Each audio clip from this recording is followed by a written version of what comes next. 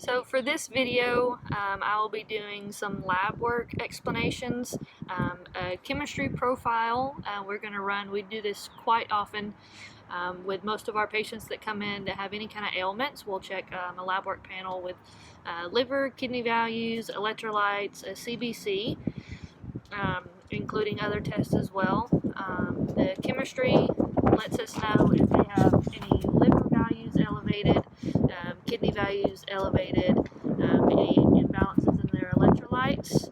The CBC lets us know if they're anemic or if they have any kind of platelet issues, or white blood cells are increased.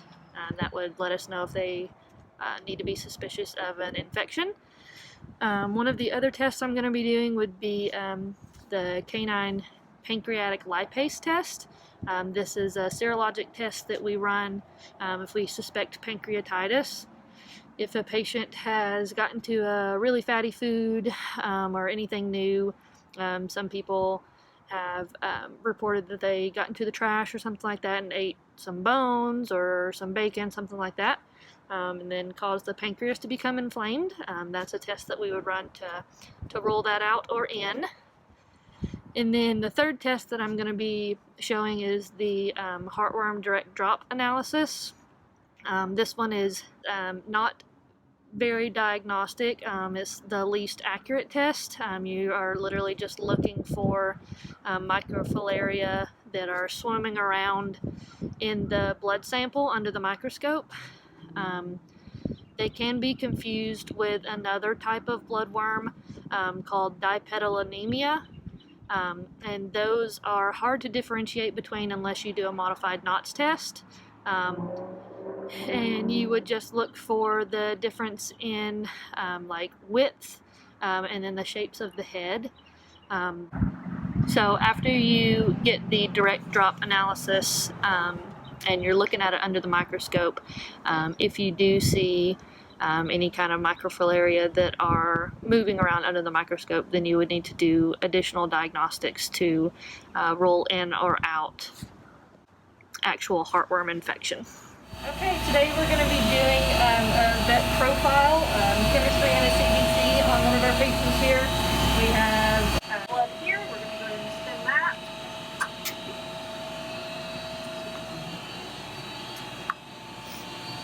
And then this is for our CBC, so we'll walk over to our machine here.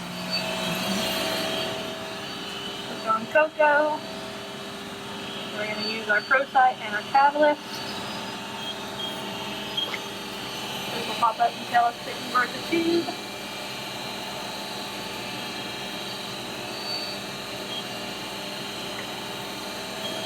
Like that. And then on our catalyst, the blood that is spinning is going to give us plasma. We're going to go ahead and click on plasma here. The arm will pop out. We're going to take our old plasma out.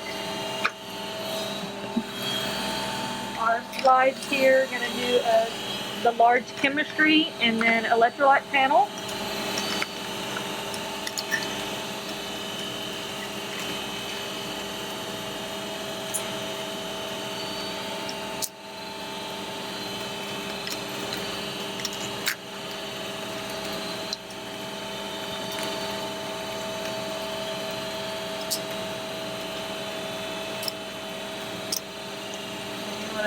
Fan those out a little bit so they're not stuck together. And then, alright, now that the plasma is done, we're going to take our tubes out.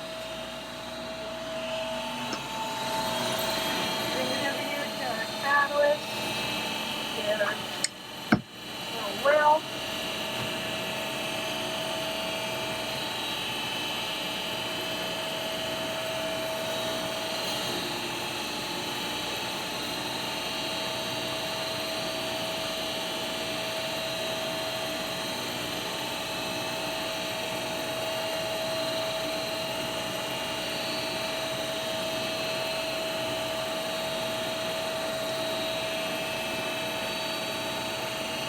Sample in the holder and click run.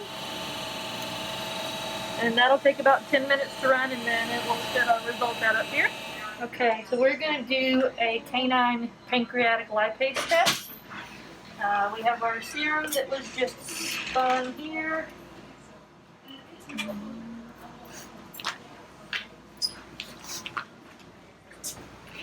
So we have our conjugate. You use 4 drops of the conjugate here, and then you're going to use 3 drops of serum.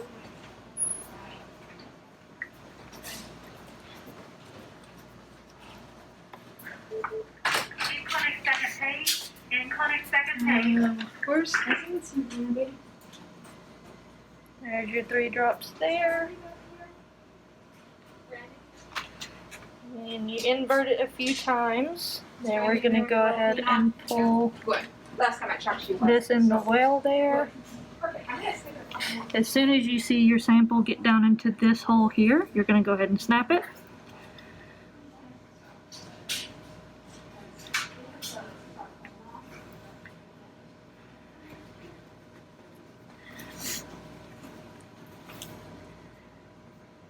Alright, there it is.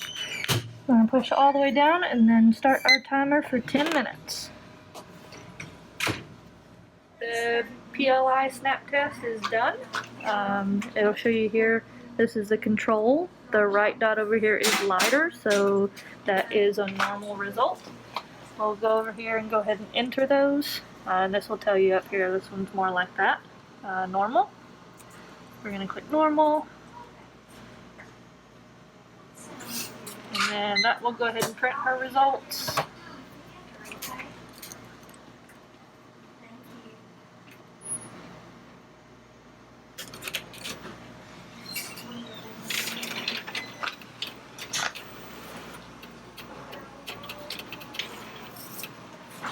So here's her PLI results, and then we also have her chemistry and CBC results here.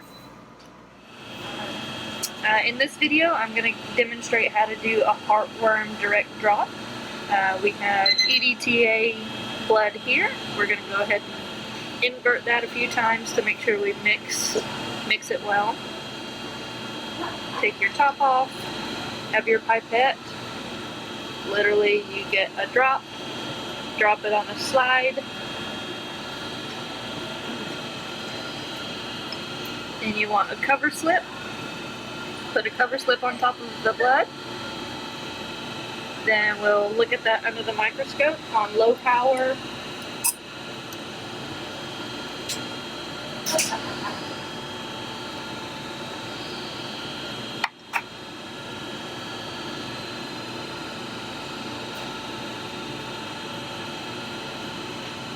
And what you're mainly looking for is the microfilaria that would be moving through the red blood cells.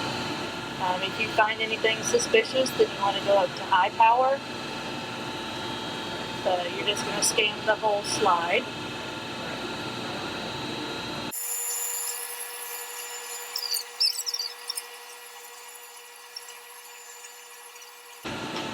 And after you finish looking through the whole slide, if you don't find any microfilaria, then it's all negative.